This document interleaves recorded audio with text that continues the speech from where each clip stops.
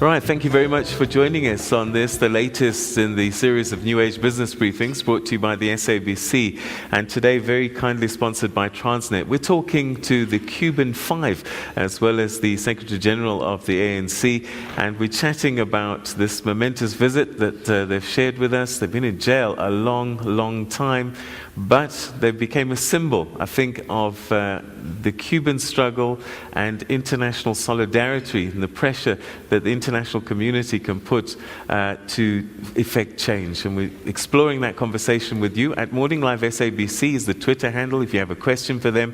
But we also have an audience here. We're in Fourways, just north of Johannesburg today. And I want to start with somebody that you may recognize, table number 7, Minister Lindiwe Zulu. Yes, good morning. Buenos dias. I wanted to find out from you, what message would you send to the United States of America today, having spent so many years in prison? And for us in South Africa, we have many that spent many years in prison, but they came out with a reconciliatory message. I was just wondering, what would you say to America, who incarcerated you this long? Thank you. I don't know who'd like to answer that question. Well,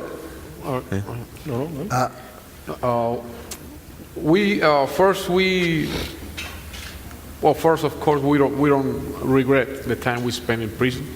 We are not repentant. We did what we had to do, and we would do it again, right?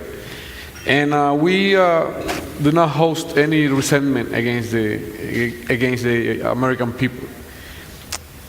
If we had to say something to the government, we would say that we hope they recognize that they were in the wrong side of history, right? Because the fact that we are free now, even if they had not mentioned it like that, means that they recognize that an injustice was done in our case.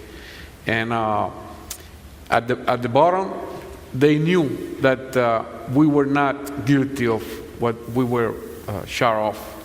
They knew that an injustice has been done against the Cuban Five, right? And they had to recognize that it was an abnormal situation. What had been happening for more than 50 years against Cuba, they recognized the policy were wrong. And they recognized that they couldn't be saying that they have a war against terrorism and be hosting terrorists in their own territory. Even if they don't say that with those words, the fact that we are free means that we were right. And our message will be, it is about time the U.S. admit that their policies against Cuba for more than half a century have been wrong. The blockade is wrong. The blockade is inhuman. And it is about time we have normal relations based in respect, mutual respect for our sovereignty and our independence. And they have to realize that Cuba has the right to choose their own path, and they have to respect that. That will be our message. Okay, let's go to Meluleki Nzimande, table number 6.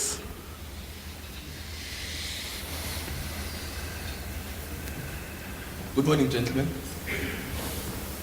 My question to you is, Cuba, after independence, could have easily chosen to be inwardly focused and only concern itself with its own domestic issues.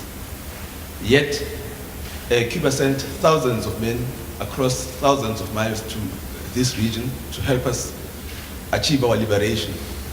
Today, the 5 of you sit there, again representing this amazing selflessness in the service of your people.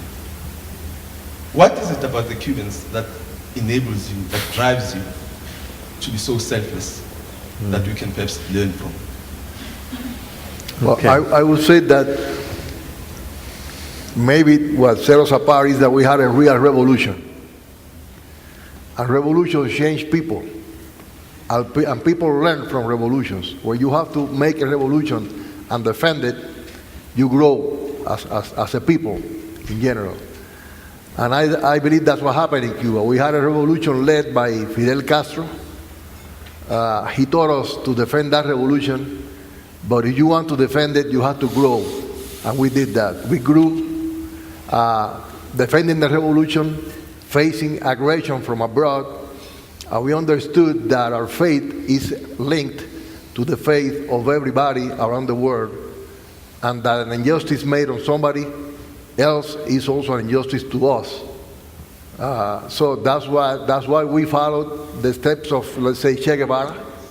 And when the time came, we volunteered to come here to Africa to help the people in Africa and all over the world. But that's the result of having grown on a revolutionary country, and that's maybe that sets Cuba apart. Secretary General, before the break, I mentioned that Cuba is helping Africa, South Africa, before and after. When did this relationship start with Cuba and South Africa, and in your recollection? Cuba was free in 1959. The ANC was banned in 1960, and immediately Oliver Tambo and a team of great leaders of our revolution established an international mission. Cuba joined in solidarity with us. But the solidarity of the Cuban people with Africa is very, very old. You will know that Che Guevara spent a lot of time in Congo. And the Cuban relation with South Africa is not about South Africa, it's about a relationship between Cuba and the continent.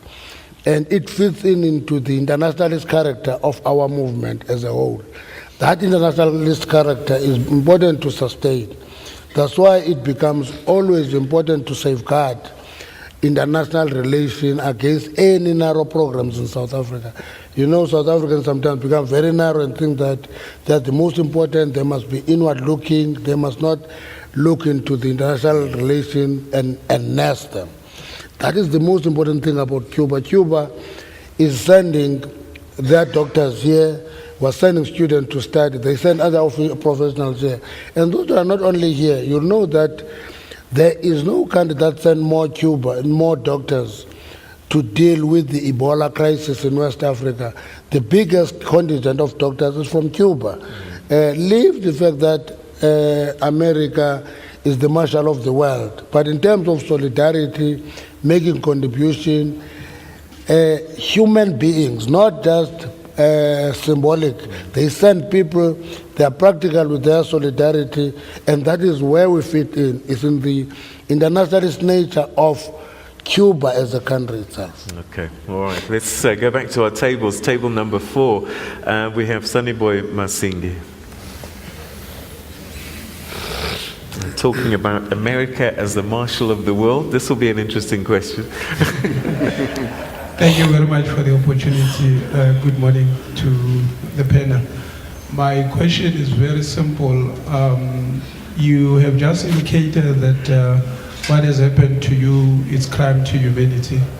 Now the question is, don't you think that the President of America should be tried by the ICC?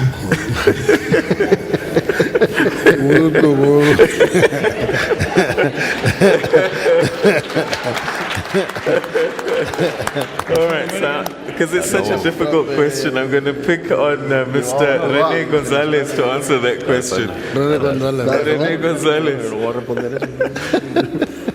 So it is a tricky one, isn't it? I mean, yeah. Oh, there we go. There are many things happening in the world right now, and the U.S. has a long history, as we all know, of aggressions against other countries. Even our country have been suffering for more than 50 years for aggression, because those groups that we infiltrated in Florida in the 60s and 70s, they were trained and paid by the U.S. government, by the CIA. After a while, they said, all right, we don't sponsor that anymore. We just gonna look the other side, and those groups kept doing the same, right?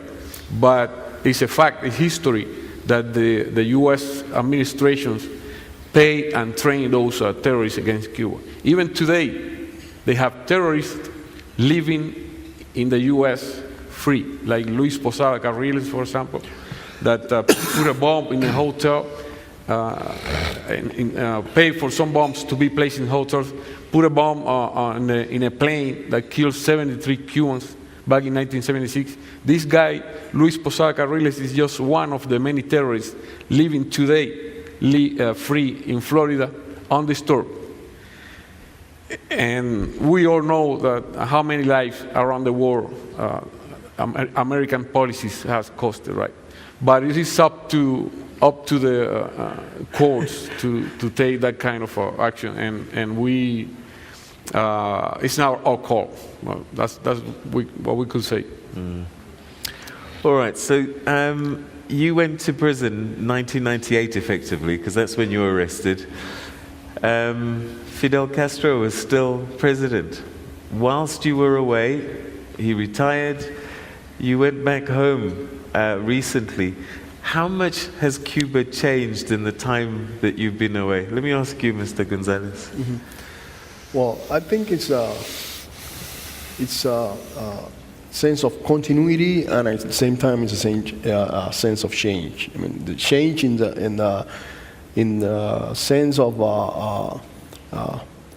updating the economic model. That's what the whole Cuban society is involved in right now.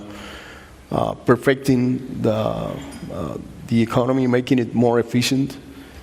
That means, in some way, opening up to new forms of economic organizations, but still keeping the socialist enterprise or socialist companies as the core of the economic system. And you could see that when you walk through Havana, that new sense of small businesses is something that is different from when we left Cuba. And at the same time, we're all the same. It's the same people, the same principles, the same revolution that is just moving. Because, I mean, if you read the Western press, it seems like Cuba is static, and it's never been like that. Cuba is always moving and improving and developing new ideas and new concepts, and it's a process of try and error, and you perfect something that didn't work the way you thought it would be, and that's the process we are all involved in now. I'm trying to make Cuba more efficient, more to create a sustainable socialist project. Okay, all right. We'll chat a little bit more about the Cuban project, but let's go to table number 16, where we'll find Tumi Disego. Table 16, Tumi Disego. It's good to get a young voice in here. Good morning, everybody. Thank you. Just want to say thank you on behalf of the South African youth for the Cuban government's have time. Continued support. My question is regarding Cuban youth and South African youth. How do we make sure that South African youth actually have a communicate with Cuban youth? I'm from the Dennis Goldberg ANC Youth League branch. I'm a BEC member. All right. So how do we link up South African youth with Cuban youth? Is there a way? Is there a vehicle that we can use? I think that that's a very good question, but I think that our links are natural. There is nothing to push. We belong to the same. I could even say to the same country, because it is like our second home here. With all due respect, and for us, the causes of the African people is our causes too. We're not talking about the past. We're talking about the present and the future. We're willing to give our lives for Africa. It's tomorrow we have to come over here and be with you side by side, doing anything for the freedom of Africa or any just cause. Believe me, we won't hesitate a second. And we understand that you would do the same thing, even with the youth in Cuba, youth in South Africa. We belong to the same ideas, we defend the same principles, we want a better future for humanity, and that's the most important thing. I think the bridges are already established. We just need to keep on building more bridges and getting stronger and stronger every time. And one thing that I want to point out is solidarity is extremely important. We need to stay together. We need to be united the whole time. Unity is the main force to win any battle and to beat any enemy. That's the most important thing for us. And thank you for the question. All right, so this economic blockade, 1960, the Americans decide, listen, you cannot trade with Cuba, and they say that it's because your country nationalized their oil companies without compensation, and this is where the sorry story started. What are your thoughts? That nationalization, and also the state of, I mean, because, you know, we're trying to get clarity, so we want to get your view.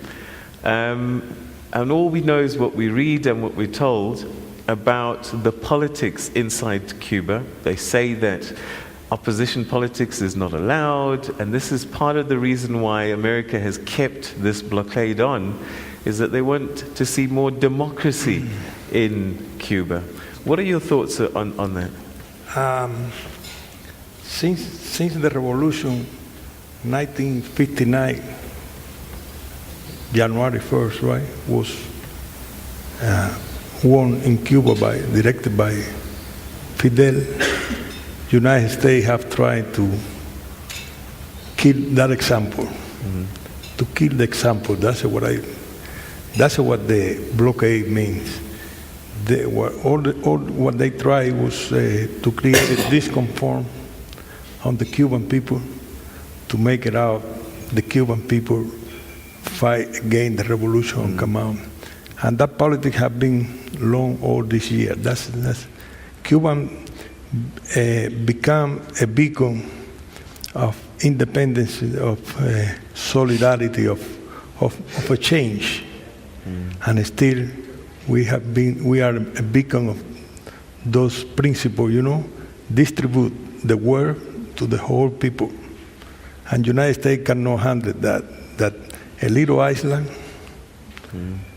do that many things for all the people. So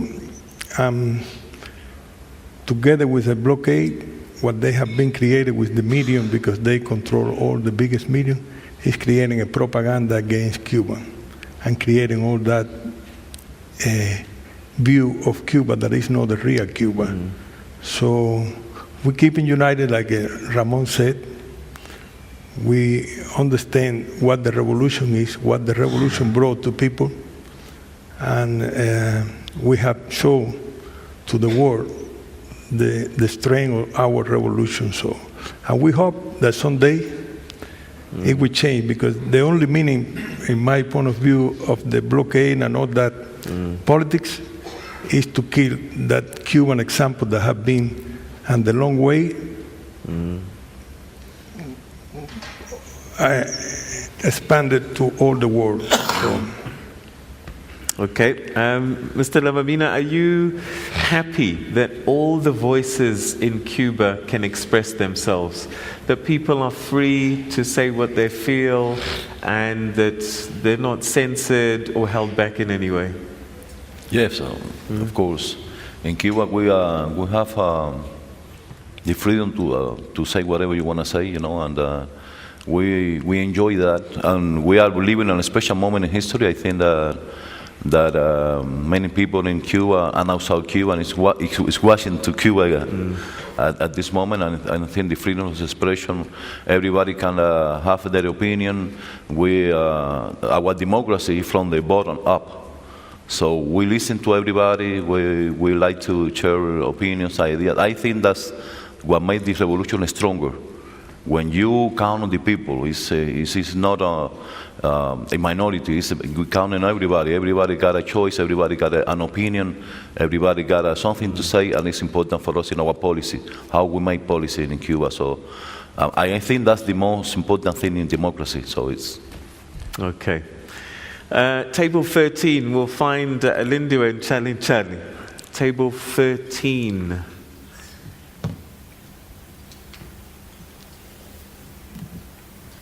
Thank you very much. Good morning to the Cubans and welcome once more to South Africa and the SG. My question is, while you receive our support as the ANC, the international solidarity growing, how were your families treated? Because in other instances, your family will be targets. As you are relating that they've been putting pressure on you, wanting you to break, were they not extending that to the families? Because that's the soft spot where you can break. How were you treated? And after that, were there any psychologically treatment for them in terms of dealing with you and your integration back to your families? Thank you. Okay, so were your families targeted as a result that were sitting in jail and accused of spying against America? Of course. And did they get help? Well, Yeah. Here is an issue. The only guy who had his family in the U.S. was me. So the families of my friends, they were in Cuba. So they were out of reach from the U.S. government directly. Myself, I was subjected to a lot of limitations regarding my family, especially my daughters. I couldn't see them. They didn't allow them to visit me during the time we were on the solitary confinement, a year and a half. They even used my wife as a tool to blackmail me. Prior to the trial, they proposed to me a plea agreement, and they threatened me with deporting her if I didn't sign up. I didn't, and so they took her to prison also. She spent 3 months in prison before she was deported to Cuba, and then she wasn't allowed to visit me again in the United States. And of course, regarding the family of my friends, the same happened with Gerardo's wife. She wasn't allowed to visit him during his prison time. And especially during the Bush administration's period, there was a lot of limitations regarding the families of the rest of my friends and their visiting to the U.S. because of the visa issues. Then when Obama came, it changed a little bit and was more, let's say, normal.